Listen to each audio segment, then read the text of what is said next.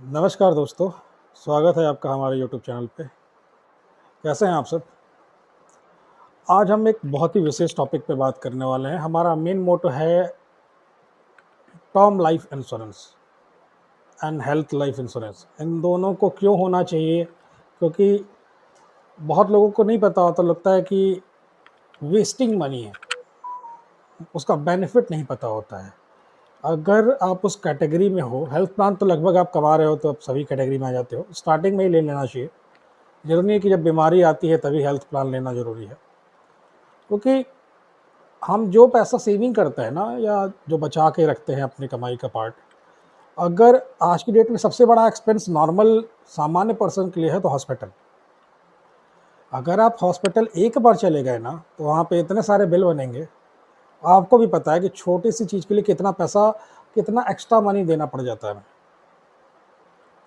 अगर हमारे पास नॉर्मली एक हेल्थ प्लान हो तो वो एक बहुत ही अच्छा सपोर्ट कर देता है कि ये अफसोस नहीं रहता कि हाँ ठीक है, मेरा वेल्थ तो बचा है ना। 20,000 25,000 वो बहुत बड़ी चीज़ है।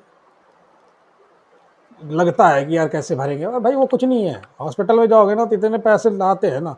एग्जाम्पल मैं 2-4 देना चाहूँगा। जैसे आप नॉर्मल पर्सन हो, आपने खूब अच्छे से पैसे जमा किए, सेविंग की, मान लो महीने का तुम 20-25,000 अपना बचा रहे हो, बचा के तुम इकट्ठा करते हो, तो 5 लाख इकट्ठा करने में तुम्हें 2 साल की कटौती के बाद 5 लाख इकट्ठा हो रहा है ना। नॉर्मल पर्सन की बात कर रहा हूँ मैं, जो अर्निंग 50,000, 45,000, 40,000 वाले हैं। बेसिकली अधिकतर लोग ऐसे ही हैं इंडिया में, जो प्राइवेट सेक्टर में काम करते हैं या जो अदर जगह पे। गवर्नमेंट पे भी बात करें, टीचर टीचर जो है 50-60,000 रुपये, 70,000 रुपये, यही होता है। धीरे धीरे बढ़ता है, इंक्रीज़ होता है, वो अलग बात हो। मगर जब तक जॉब है तब तक तो ठीक है। गवर्नमेंट जॉब की भी बात करते हैं, गवर्नमेंट जॉब वाले भी नहीं लेते। उनको ये रहता है कि हाँ ठीक है, मरेंगे तो फंड मिल जाएगा। मगर ठीक है, फंड तो मिल जाएगा, अपनी जगह पे है, मगर कितना मिल जाएगा?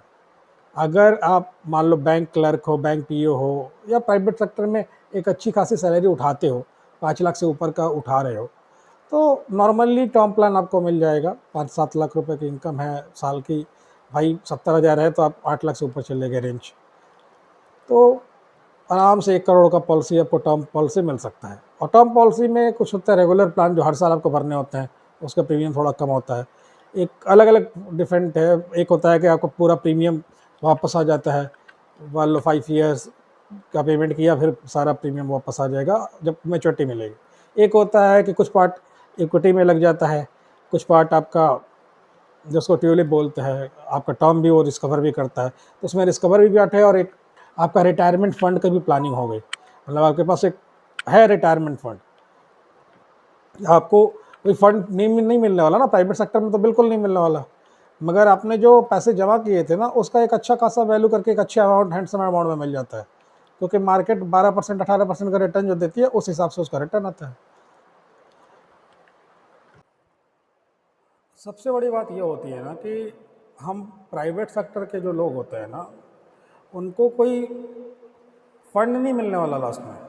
तो हमें अपनी इन्वेस्टमेंट के साथ साथ अपने ना रिटायरमेंट फंड का भी इंतजाम करना होता है कि उसके बाद क्या। अभी तो जॉब है, अभी तो वर्किंग में है, वर्किंग नहीं होगी तो क्या, तो एक फ़ंड होना चाहिए। तो उनके लिए वो सूटेबल प्लान होता है। मगर ठीक है, रेगुलर बेस वाला भी आप ले सकते हो, आपका बजट कम है तो हर साल भरते रहो। उससे बेनिफिट क्या होगा, क्यों लिया जाए, लोगों को बहुत सारी चीज़ नहीं पता है कि अगर ठीक है आज तो जॉब कर रहा है, ठीक है फंड मिल जाएगा, अगर हो गया वो उतने में ही हो जाएगा क्या आपका? अगर आप एलिजिबल हो, मान लो कि मैं किसी को नॉर्मल एक लाइफ इंश्योरेंस प्लान को लेके रखा हूँ, अगर मुझे कुछ हो जाता है तो मेरे फैमिली को 1 CR का मतलब लगभग लेके रखा है, तो 1 CR तो वो मिल जाएगा। प्लस उसमें मैं राइडर ऐड कर सकता हूँ, एक्सीडेंटल राइडर ऐड कर दिया तो 1 CR प्लस 1 CR। अगर मैं एक्सीडेंट के थ्रू ही, क्योंकि अनहोनी पे ही तो होता है ना, कि अगर अचानक हमारे साथ अनहोनी हो गई तो जिएंगे तो सब कुछ बना लेंगे, जीते जी तो हमारे लिए सब कुछ है ना, हम सब कुछ कर लेंगे। मगर हम नहीं रहे तो हमारे फैमिली को क्या? तो 1 CR तो आपके लाइफ का, फिर 1 CR आपको एक्सीडेंटल का, प्लस 2 करोड़ हो गए। तो 2 करोड़ आपकी फैमिली अगर कायदे से उसको सही से कहीं रखी और इन्वेस्ट की, तो फिर आप आराम से सर्वाइव तो कर सकते हैं ना। आपके फैमिली को रोड पे या किसी पे डिपेंड नहीं होना पड़ेगा। आपके बच्चे हैं, या आपकी वाइफ है, या आपके मदर फादर हैं, आप चाहे तो उसमें पार्ट भी कर सकते हैं कि किसको कितना परसेंट जाएगा, जो नॉमिनी आप बना के रखे हो। रही बात जो होता है ना कि आप टर्म प्लान ले रहे हो, तो टर्म प्लान के और क्या बेनिफिट्स हो सकते हैं। तो रही बात बेनिफिट जो मैं बता रहा हूँ ना आपको स्टार्टिंग से, कि आप अगर आरटीआर आप अगर 5 लाख से ऊपर का भर रहे हो 3 साल से, तो आप एलिजिबल हो जाते हो। दूसरी चीज़, अगर आप जॉब कर रहे हो और आपकी सैलरी करीब 5 लाख सालाना से ऊपर की है, तो भी आप एलिजिबल हो। बहुत सारी जगह पे 2.5 लाख से ऊपर, 3 लाख से ऊपर, मगर वो लिमिट कम हो जाती है। मैं बेसिकली 1 CR की बात कर रहा हूँ, वो एज के हिसाब से, इनकम के हिसाब से निकाला जाता है। मेरा मानना यह है कि अगर आप सक्षम हैं, आपकी सैलरी 25-30 हज़ार रुपये भी है, तो आपको अरेंज करके स्टार्टिंग में ले लेना चाहिए। शादी आदि होती रहेगी, सारी चीज़ें होती रहेंगी, मगर इसको आप 10 पे 5 पे भी लेके ख़त्म कर सकते हो जल्दी जल्दी भर के। और ये आपको 40 साल आपके लाइफ से कवर कर रहा है, 80 साल तक कवर करेगा, 75 साल तक कवर करेगा। अलग अलग क्राइटेरिया है अलग अलग प्लान के, जो जैसा आप प्लान ले रहे हो।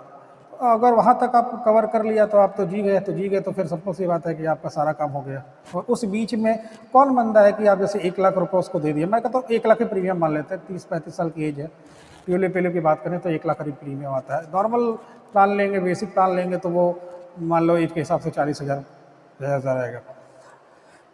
उस तरह में अगर आपको कुछ हो जाता है, उसी साल आपने पैसा दिया और अगर कुछ हो गया, तो कंपनी तो एलिजिबल हो गई ना देने के लिए, कंपनी तो देगी पैसा। अगर आपका सब कुछ सही है, आपने सही कुछ चीज़ दिखाया है, स्मोकिंग दिखा रखा है, अगर स्मोक करते हैं तो स्मोकिंग दिखाइए, अगर ड्रिंक करते हैं तो ड्रिंकिंग दिखाइए, लगेगा कि हाँ देना चाहिए तो कंपनी देगी, नहीं तो डिनाई नहीं कर देगी। मगर झूठ मत बोलिए। जैसे जो वेरिफिकेशन हो रहा है ना, उसको क्लियर जोन पे सही से करिए। बहुत सारे रूल है। 3 साल बाद तो आत्महत्या भी अगर आदमी करता है तो प्लानिंग की नहीं है, तो उसमें भी कंपनी को पैसा देना पड़ेगा।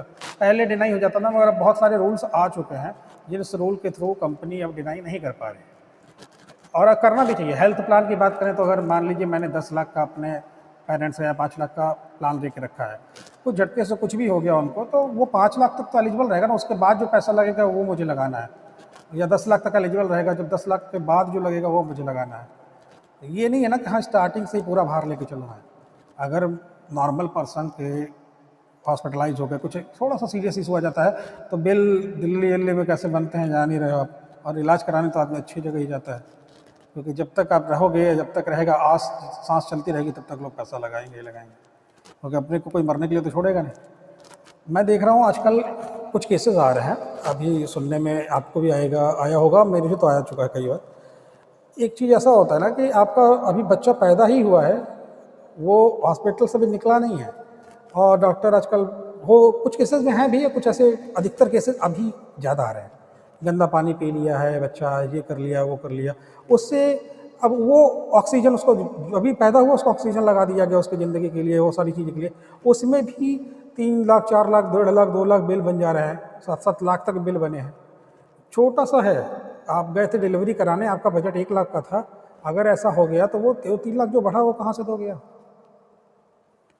अगर आपने मान लीजिए हेल्थ प्लान लिए रखा था, मेडिटेट दिखाया, तो उसमें बच्चा फर्स्ट डे से कवर होता है। कुछ ऐसे प्लान होते हैं आपके बच्चे पे 4 लाख लग रहा है, 5 लाख लग रहा है, वो आपको कवर करके रखा है, आपको पैसा जेब से नहीं लगाना पड़ेगा, आपकी प्लानिंग खराब कहीं नहीं होगी, आपका फाइनेंशियल डिस्टर्बेंस कहीं नहीं आएगा।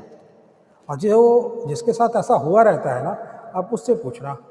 जो और बहुत लोग तो वो होने के बाद भी नहीं सीख पाते, हेल्थ प्लान देखते हैं कि हाँ टर्म प्लान लिया था, अचानक नहीं भर पाए, छोड़ दिया, नहीं मिला।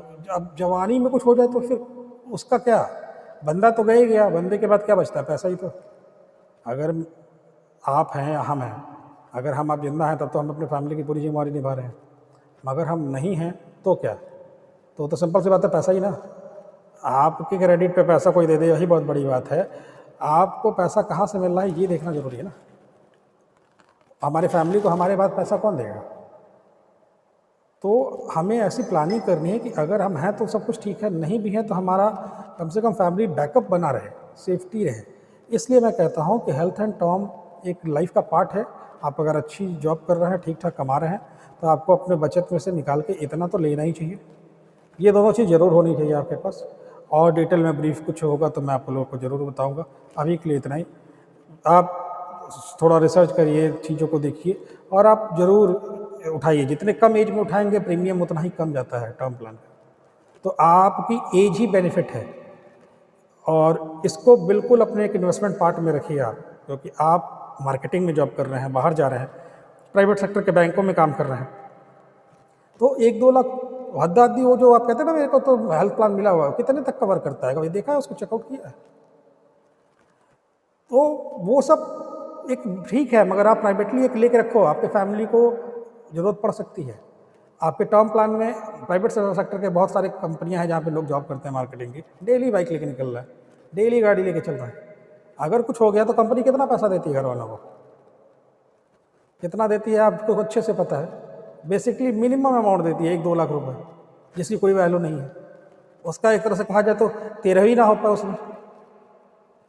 तो आप जीते जी इस चीज़ का प्लानिंग बना के रखिए। अगर आप कमा रहे हो तो आप उसको सही तरीके से इन्वेस्ट करो कि आपके बैकअप बने रहें। आप डेली निकल रहे हो, आप गलती नहीं भी करोगे, पीछे वाला टक्कर मार के चला गया तो क्या कर लेंगे? इंडिया का तो वैसे भी माशाल्लाह है रोड रूल, देखते ही हैं कैसे गाड़ी चलती है रोडों पे। हर जगह नहीं, हम सही से चल रहे हैं, हम धीरे चल रहे हैं, उससे कोई फर्क नहीं पड़ता। पीछे वाला तेज आया, आपको मार दिया धक्का, आप कितना बचा लोगे? पीछे आग तो है नहीं कि देख के चलोगे। आप इस चीज़ को सीरियस लो। और मैं देखा हूँ अच्छे अच्छे कमाने वालों को, उनके पास जेब में आईफोन है, उनके पास नाइक का जूता है, मगर उनके पास टर्म प्लान नहीं है, फ्यूचर की कोई प्लानिंग नहीं है। उसको लोग वेस्ट ऑफ मनी समझ रहे हैं, मगर वो चीज़ गलत है। अगर आप हो तब तो ठीक है, आप 70,000 90,000 पा रहे हो, बहुत अच्छे से लाइफ चल रही है, मगर जब नहीं हो तो क्या, उसके बाद क्या होने वाला है? अगर आपको कोई सजेस्ट कर रहा है तो उसको डिटेलिंग में सुनो और अपना बजट बना के धीरे धीरे करके उसको जरूर अपने लिए आप रखिए। आपका एक कवच है, वो सुरक्षा कवच बोल सकते हो उसको। अगर हम नहीं हैं तो हमारे परिवार को वो सुरक्षित रखेगा। उसी की पैसे से रख के हम हमारे बच्चों को फीस, हमारे घर का खर्चा चल सकता है। 1 करोड़ रुपए कहीं वो कुछ नहीं जानेगी, जाके बैंक एफडी भी कर देगी तो घर चला लेगी, उसको किसी के दरवाजे पे जाने की जरूरत नहीं पड़ेगी। तो मैं यही कहूँगा कि आप लोग इस चीज़ को सीरियस लीजिए। हेल्थ प्लान और टर्म प्लान अपने इन्वेस्टमेंट में ज़रूर रखिए।